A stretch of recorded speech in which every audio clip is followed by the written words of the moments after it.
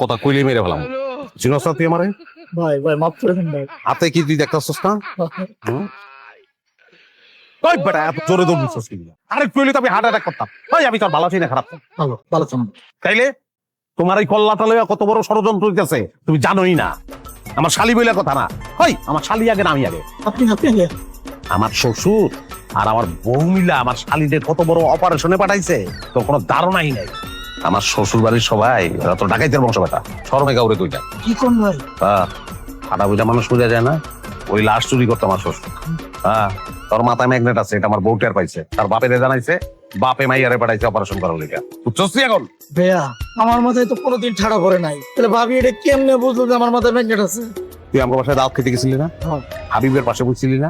হাবিব রে তরকারি দিয়া তোর ভাবি তরকারি চামচটা যখন তোর মাথার উপর দিয়ে নিতে আছে, এমনি চামচটারে তোর মাথায় টান দিছে, তোর ভাবি বুঝে বেলায় বাপের ফোন দিছে, আমি আড়াল থেকে শুনছি।